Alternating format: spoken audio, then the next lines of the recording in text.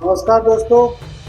तो हम आपको आज मिल पाएंगे 10X स्पोर्ट्स शूटिंग के ओनर और आर्मी से रिटायर्ड सूबेदार मेजर वीरेंद्र सिंह चौहान जी से, जो कि फतेहगढ़ में इन्होंने बहुत बढ़िया फैसिलिटी अवेलेबल करा रहे हैं। जो भी माता पिता बच्चों के सुन रहे हैं तो वो यहाँ पर आएँ और यहाँ पे अपने बच्चों को ट्रेनिंग दें, ताकि ये बच्चे आगे चल के अपने भविष्य को निखार सकें। तो आज मिलते हैं। नमस्कार सर। नमस्कार।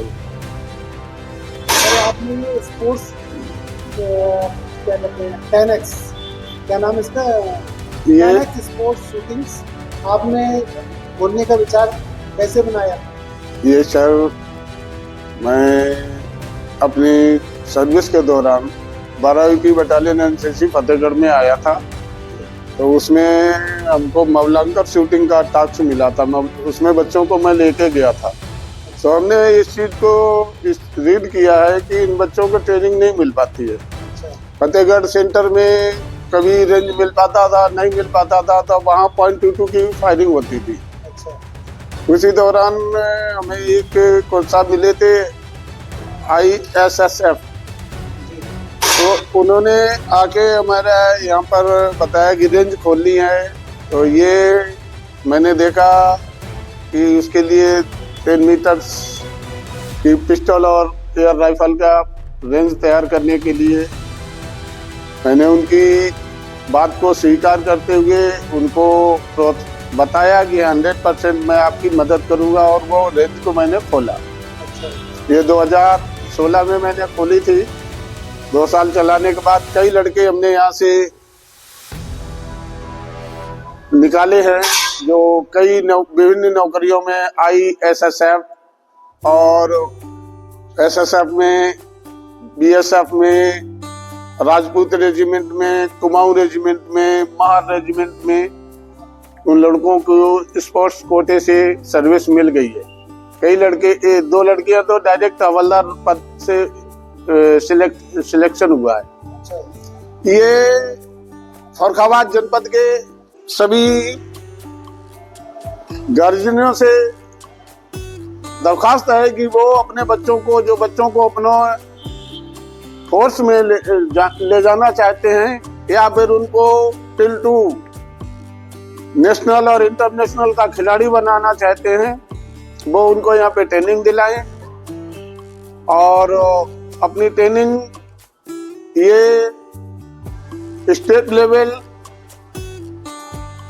और नेशनल और इंटरनेशनल लेवल तक हम उनकी हर मदद करने के लिए तैयार हैं। रेंज उनके लिए अवेलेबल है। इस रेंज पर ओरल और इलेक्ट्रॉनिक दोनों की प्रैक्टिस की जाती है, जिसमें सभी बच्चे जिस तरीके से इलेक्ट्रॉनिक टारगेट पे कंपटीशन होता है, उसी तरीके से ट्रेनिंग यहाँ पर भी दी जाती है। ट्रेनिंग के दौरान कोई भी हादसा न हो, इसलिए यहाँ पर कोच, नेशनल लेवल का कोच रखा हुआ है, जिन्होंने 3 बार जो है नेशनल अटेंड किया हुआ है, और वो यहाँ पर प्रैक्टिस भी करते हैं और कोचिंग का भी कार्रवाई करते हैं। यहाँ पर एक और फैसिलिटी है, जो बच्चे बॉयज बोर्डिंग हॉस्टल में जाते हैं, जो आर्मी के द्वारा लिया जाता है, उसमें बच्चे की एज जो 14 साल ली जाती है। जिन अभिभावकों के बच्चे 10 से 12 साल के बीच के हैं, 2 साल प्रैक्टिस कराएं और उसमें बॉयज बोर्डिंग हॉस्टल में एंट्रेंस दिलाएं। साथ ही सरकार की तरफ से खेलो इंडिया खेलों में भी बच्चे हमारे 2 सिलेक्शन हुए हैं। उनका आर्यन पाल और गोपी पाल, दोनों भाई हैं, और दोनों खेलो इंडिया खेलों में सिलेक्शन हो गया है। उनका तकरीबन का एक्सपेंस तकरीबन 1 से लेके 1.5 लाख रुपए महीने का जो एक्सपेंस है गवर्नमेंट वहन करती है। इसी रेंज से वो खेलो इंडिया खेलों में सिलेक्शन हुआ है। बहुत ही अच्छे लड़के हैं, मैं उनके स्वर्णिम भविष्य की कामना करता हूँ। हमारे सूबेदार मेजर साहब के साथ में यहाँ के कोच भी हैं, तो उनसे कोच इसी जान लेते हैं, इसके बारे में जानकारी देंगे। तो आप थोड़ा सा बताएं उनके माता पिता को कितनी फीस वगैरह होगी, क्योंकि इसमें क्या है कि माता पिता को सबसे बड़ा डर ये रहता है, बड़े जिनके पास पैसा है वो तो हर चीज़ में लगा लेते हैं, लेकिन जिनके पास अवेलेबिलिटी नहीं है तो वो बोलते हैं स्पोर्ट्स बहुत महंगी चीज़ है, तो उसमें कैसे अपने बच्चों को लेके बहुत ही कम मिनिमम तो रखा है। कितना क्या खर्चा आ जाएगा तो दर्शकों को बताएं आप थोड़ा सा। सर इसमें क्या है ना, आप अगर बाहर जाएंगे तो बाहर एक्सपेंस ज़्यादा है, अपना शहर छोटा सा है, इसलिए सर ने देखते हुए कि जैसे अपना शहर के कम से कम जो मिडिल क्लास में भी आते हैं वो भी ये स्पोर्ट्स खेल के अपना नाम, बच्चों का नाम, माता पिता का नाम रोशन कर सके, इसलिए उन्होंने बिल्कुल कम से कम 2000 रुपये से स्टार्टिंग है यहाँ की रेंज की। जो बच्चा आएगा सीखेगा वो 2000 में सीखेगा भी, ट्रेनिंग भी करेगा और उसे हम ट्रेनिंग भी देते हैं। कोच का खर्चा कुछ अलग से एडिशनल, आप बड़ी रेंजों पे जाते हैं तो वहाँ पे कोच अलग से फीस लेते हैं, यहाँ पे 2000 में हमको सिखाते भी हैं बच्चों को और उनको मतलब ट्रेनिंग भी मिल जाती है। मीन्स यहाँ के वेपन भी यूज कर रहा है आदमी और कोच की नॉलेज जो है वो भी फ्री में है, यानी कोच आपके लिए फ्री में है और तो आप यहाँ से ऐसे पढ़ने जा सकते हैं। लेकिन जो फीस आपकी है स्टार्टिंग वाली 25,000 रुपये एडमिशन फीस होगी आपकी, उसके बाद में मंथली फीस है वो तो आदमी नॉर्मल चला लेता है। मेन बात आती है वेपन्स की, जो आपके इंस्ट्रूमेंट इस्तेमाल करने की, जो जैसे डिस्ट्रिक्ट लेवल तक चला जाता है उसको खुद भी खरीदना पड़ता है या इसी में हो जाता है? नहीं सर, हम चाहे तो नेशनल तक हमारे जो रेंज के वेपन्स है उसको यूज़ कर सकते हैं और सारे वही वेपन्स है जो नेशनल में प्लेयर्स यूज़ करते हैं, और कोई भी इसमें वो नहीं है कि अलग से वेपन आपको कुछ खरीदना पड़ेगा। जो रेंज के वेपन है वो हम प्रोवाइड करते हैं बच्चों के लिए कि वो नेशनल चाहे हमारे वेपन से करें।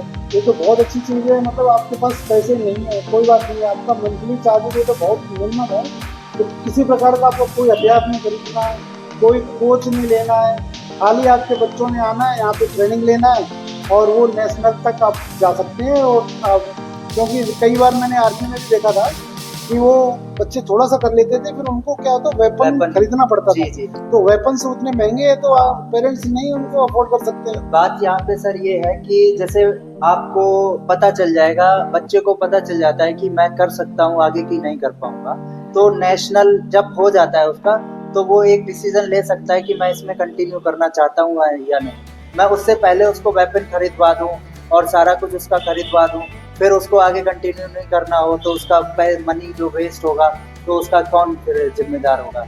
इसलिए पहले हम दिला देते हैं, जब आप लगे आपको कि हाँ मैं इसमें कुछ कर सकता हूँ उसके बाद आप खरीदिए, हम आपके उसमें भी मदद करते हैं कि कैसे खरीदवाई जाए। देखिए जेके साहब, ऐसा है कि आज के ज़माने में, आज की भाग दौड़ भरी जिंदगी में एक बच्चे को नेशनल लेवल का खिलाड़ी बनने के लिए बहुत कुछ त्याग और परिश्रम की जरूरत होती है।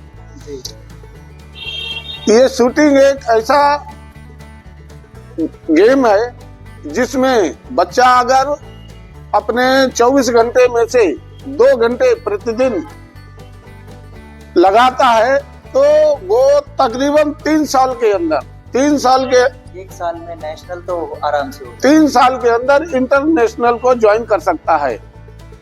6 महीने के अंदर हम उसको स्टेट और 1 साल के अंदर अंदर हम उसको नेशनल में टच करा देते हैं। फिर उसकी काबिलियत के ऊपर निर्भर है कि वो बच्चा कितना काबिल बनता है, तो वो नेशनल में अपना कौन सा प्लेस डाल सकता है। 1 साल के अंदर, 1-1.5 साल के अंदर एक बच्चा नेशनल का प्लेयर बन जाता है, तो इससे बड़ा और गौरव की बात क्या होगी कि नेशनल प्लेयर को जो है गवर्नमेंट हर एक अपनी जॉब में, paramilitary forces, army, navy, air force में जो है प्रेफरेंस देते हैं और शूटिंग स्पोर्ट्स की जगह पे उसको एनरोल्ड करते हैं। अभी हमारी रेंज का एक बच्चा है रिहान, उसको अभी नेशनल मतलब उसका हो गया है, अब वो इंडिया टीम के ट्रायल्स के लिए जा रहा है। अगले मंथ उसके ट्रायल्स है। रेहान बताइए, और अभी इंडिया लेवल पे भी बच्चा जा रहा है, नेशनल के बाद में इंडिया लेवल पे बच्चा जा रहा है, ट्रायल्स देगा और उसका मतलब अभी एज ज्यादा नहीं हुआ है, 15 इयर्स का, 15 इयर्स का बच्चा है। 15 साल का बच्चा है रेहान दीक्षित, वो इंडिया लेवल का अपना ट्रायल देने के लिए जा रहा है। तो हमारी एक शूटिंग ऐसे ही नहीं हुई है, तो साहब ने आर्मी के अंदर भी बहुत बढ़िया काम किया है साहब आप भी तो स्पोर्ट्स में रहे ना? स्पोर्ट्स में भी रहा हूँ, मैं शूटिंग में भी रहा हूँ अच्छा। और अपना सर्विस भी किया हूँ, इंट में भी रहा हूँ। उनके साहब के मेडल भी दिखाऊंगा। साहब के मेडल्स भरे पड़े हैं इधर, 1 से लेकर शुरू तक काफी मेडल्स हैं। तो साहब ने स्पोर्ट्स में भी, शूटिंग में बहुत मेडल लिए हैं, तो उसका तजुर्बा वो अपने बच्चों को देते हैं यहाँ पे आके। तो साहब का डिसिप्लिन, यहाँ पर कोचिंग है, ऐसा नहीं है कि जहाँ पे सिविल्स वगैरह कोचिंग में आपने एडमिशन तो ले लिया लेकिन वो डिसिप्लिन मेंटेन नहीं हो पाता है। फौज का डिसिप्लिन हम थोड़ा बहुत पूरा 100% डिसिप्लिन फौज का यहाँ पे नहीं डालते हैं कि 100% फौज का डिसिप्लिन बच्चे अवेल नहीं कर पाएंगे, क्योंकि वो फौज में डिसिप्लिन बहुत तगड़ा होता है। उसका जो है तकरीबन 30% ही बच्चों पे डिसिप्लिन लागू करता हूँ, जो वो खुशी खुशी उसको फॉलो करते हैं। जी। साहब की आवाज तो वैसे ही बुलंद है, देखिए आज भी आवाज इतनी बुलंद है और बच्चों को खुश भी रखते हैं, हंसमुख मिजाज के साहब है। से बताइए, आपने जो आर्मी में भर्ती हुए तो वो आप अपनी मर्जी से आए या माता पिता का प्रेशर था, किस तरह आप आए आर्मी के अंदर? आर्मी के अंदर हमारा एक बड़े भाई था आर्मी में, तो उस पीरियड में सर्विस बहुत ही आराम से मिल जाती थी। अच्छा। तो एक जुनून था अच्छा। कि हाँ हम भी फौज में जाएंगे, फौज की ड्रेस पहन के, तो उस जुनून हमको फौज में ले गया। अच्छा। उस जुनून को मद्देनजर, अभी तो सेना में भर्ती होने के लिए बहुत कंपटीशन टफ हो गया है। उस पीरियड में सिर्फ भाग दौड़ के ही, और अगर फिजिकल फिट है, मेडिकल हो गया तो बच्चों को ले लेते थे। अच्छा। अभी तो रिटेन वगैरह सभी कुछ डाल दिया है। अच्छा। उस टाइम पर फौज में और आज की फौज में बहुत अंतर है। उस पीरियड में मैं फौज में गया था तो उस टाइम पर हम एक जीडी सोल्जर के हैसियत से भर्ती हुआ था, लेकिन एजुकेशन अधिक होने की वजह से मैं इंट में काम करता रहा। शूटिंग के दौरान हम अपने कमांडर के साथ में एक दिन इंट की रेप की जगह पे गया था, वहां पर शूटिंग हो रही थी। तो वहां पर उन्होंने पिस्टल फायर हो रहा था, सभी अफसर्स और जेसीओ जो फायर कर रहे थे। तो उसमें कुछ अधिकारियों के फायर करने के दौरान शॉट लगे भी, कुछ के नहीं लगे, तो सभी को कमांडर साहब ने फायरिंग करवाया। तो उसमें थोड़ा सा फायर अच्छा हो गया तो उसमें हमको शूटिंग में डाल दिया। तो वहाँ शूटिंग भी की है और सर्विसेज लेवल तक हमने बहुत अच्छी शूटिंग में अचीवमेंट हासिल किया है। उसके लिए गवर्नमेंट समय समय पर मेडलों से नवाजा गया। और 2012 में मैं पेंशन आने के बाद में मैंने ये रेंज खोली, क्योंकि हमें 12 यूपी बटालियन एनसीसी और 4 गर्ल्स बटालियन के बच्चों को लेके मैं मवलंकर की शूटिंग में मेरठ गया हुआ था। हमें इस चीज का एहसास हुआ कि ये फर्रुखाबाद के बच्चों को ये फैसिलिटी नहीं यहाँ पे अवेल हो रही है, इसलिए हमने ये रेंज खोला है, जिससे फर्रुखाबाद जनपद के बच्चों को सही तरीके की अभ्यास मिल सके और वे अपना स्वर्णिम भविष्य को पूरा कर सके। धन्यवाद।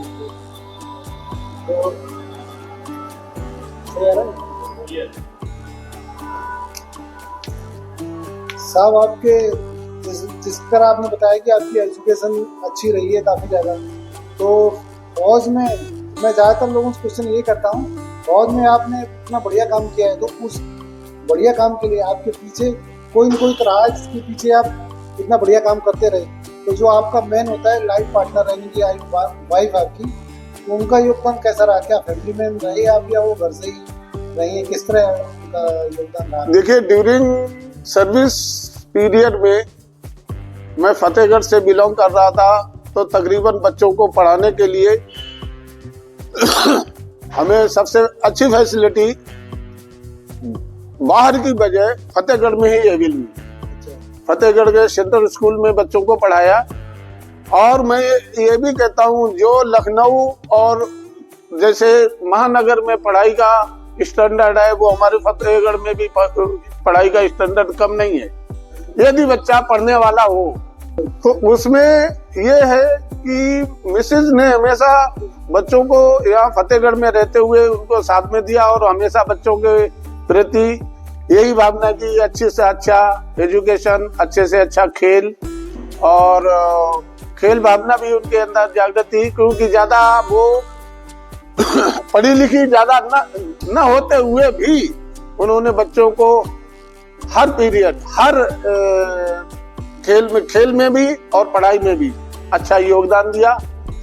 जब तक मैं रहा हूँ, मेरे को पता है फौज में टाइम टू टाइम हर एक चीज, खाना, कपड़ा, रेस्ट, एक्टिविटी जितनी भी है वो टाइम टू टाइम है।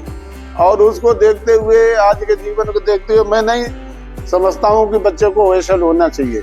ओएसएल होने से एक तो अपनी खुद की लाइफ खराब होती है, सर्विस खराब होती है, साथ ही माँ बाप का भी नाम बदनाम होता है, इलाका का भी नाम बदनाम होता है। तो ओएसएल या अब तो फैसिलिटी बहुत हो गई है, मोबाइल हो गया। हमारे जमाने में बहुत ही कम ऐसे चांसेस हुआ करते थे कि जब कोई बच्चा, कोई सैनिक किसी भी अपनी ड्यूटी से एब्सेंट होता था या ओएसएल होता था तो उसको।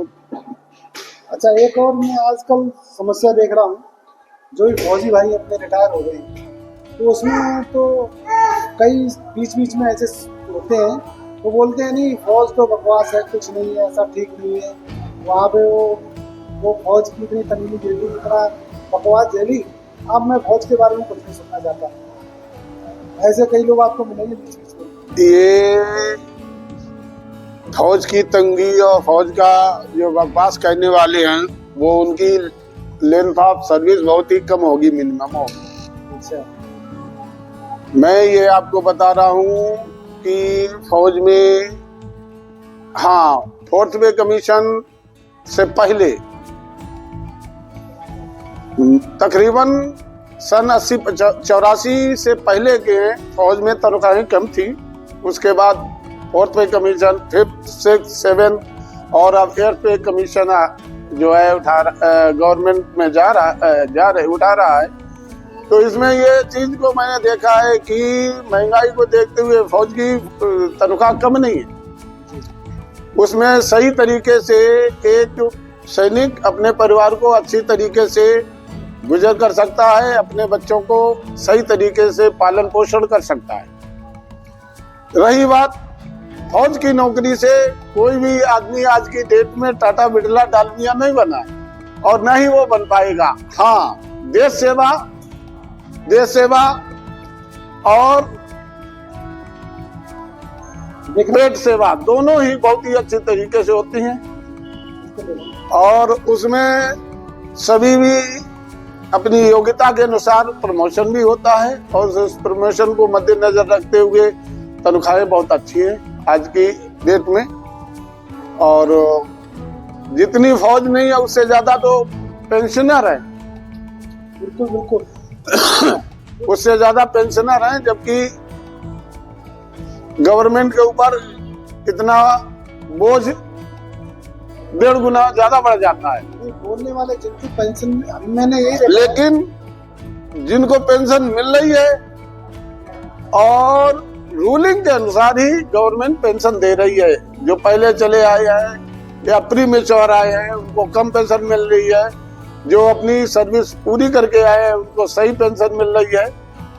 तो मेरे ख्याल से मैं सेना की पेंशन और तनख्वाह कम नहीं है रैंक के अनुसार। लोग देखो, फौज में काम किया उन्होंने, जो भी तंगी उठाई है, जो भी किया हो, उनको पेंशन भी मिल रही है। पेंशन आने के बाद में उनको रिजर्वेशन भी मिला है, उसी के कारण आपको जॉब भी मिल रही है। जहाँ भी जॉब कर रहे हैं, मतलब रिटायर होने के बाद में जॉब ले रहे हैं, जो आम नागरिक है वो 10,000 12,000 ले रहा है, तो आपको 20,000 मिल रहे हैं। जिसको 20 मिल रही है उनको 40 मिल रहे हैं। वो किस लिए मिल रहे हैं? आर्मी में सर्विस करके आए, तो आम आदमी का रिजर्वेशन है वो उनको मिला है। फिर भी कहते हैं बोला बहुत बकवास है। नहीं, मैं नहीं कहता हूँ। जिस फौजी भाई ने दोबारा सर्विस करनी चाहिए, उसको उसके योग्यता के अनुसार उसको दोबारा सर्विस मिली, वो डबल पेंशन का भी हकदार हुए। कुछ सैनिक लोग हमारे डीएससी में चले जाते हैं 15 साल 17 साल 20 साल अपनी रैंक की नौकरी करने के बाद 15-17 साल अगर उन्होंने डीएससी में नौकरी कर ली तो डबल पेंशन के हकदार हो जाते हैं। साथ ही सिविल में कई एक जगह पर वो दोबारा अपनी नौकरी करते हैं तो और अच्छी तरीके से बच्चों के साथ में भी बैंक है और बैंक में भी जाते हैं और कहीं पर भी लोकल सिक्योरिटी गार्ड की भी नौकरी करते हैं। तो 15-20 हजार रुपए तो नॉर्मली पैदा कर लेते हैं यहाँ पर भी और उनको उस चीज का रिजर्वेशन फौज के अनुसार उनको मिलता है। रिजर्वेशन मिल रहा है, मेडिकल फैसिलिटी मिल रही है, आपको मिल रही है, आपके बच्चों को मिल रही है, कैंटीन सुविधा मिल रही है। फौज की नौकरी बहुत बढ़िया है, इससे बेहतर हमें और कोई नौकरी लगती ही नहीं। जो भाई मध्यम वर्गीय परिवार के लिए है उसके लिए ठीक है। बोलते हैं फौज की बकवास हम नहीं चाहते, तनख्वाह ले रहे, मेडिकल फैसिलिटी ले रहे, सर्विस ले रहे, सब कुछ तो फौज का ले रहे हो उसके बाद बोलना क्या है, थोड़ा तो सही नहीं, गलत है। तो आप आज हमने अभी बातचीत किया, साहब से बहुत अच्छा लगा। साहब ने अपनी जो एकेडमी चला रही है उसके बारे में बताया। साहब ने बहुत अच्छा काम किया हुआ है। ये तो एक जरिया है जिससे आप एक बच्चों को आगे मोटिवेट कर सकते हैं। तो बाकी साहब ने सर्विस किए वो तो ठीक है, लेकिन उसके साथ उन्होंने लोगों के लिए बहुत कुछ किया है। अपने लिए तो उन्होंने किया था, लेकिन लोगों के लिए भी सोचा बहुत कुछ। तो जो भी माता पिता है वो बच्चों के जो आए अपने बच्चों को, बच्चों के लिए ये बहुत बड़ी है, बहुत ही अच्छी अपॉर्चुनिटी है, मौका है। अगर वो बच्चा खेल में अच्छा है वो पढ़ने में भी अच्छा होगा और जो पढ़ने में अच्छा है वो खेल में भी अच्छा होगा। ये हमारी सोच है इनके। ये 10 मीटर राइफल्स और पिस्टल है, इसमें तो आपको दिमाग के साथ में थोड़ा सा क्या कहते हैं इसको, मोटिवेशन भी मिल जाएगा, प्रैक्टिस भी हो जाएगी, एजुकेशन भी हो जाएगी, सब कुछ इसमें है। तो इसमें वो तो है नहीं कि यहाँ बहुत फिजिकल करना पड़ेगा, बहुत अच्छा। ज्यादा फिजिकल नहीं, मेडिटेशन मस्ट बी रिक्वायर्ड है और इसमें बच्चे को ध्यान मग्न होना चाहिए और कंसंट्रेशन।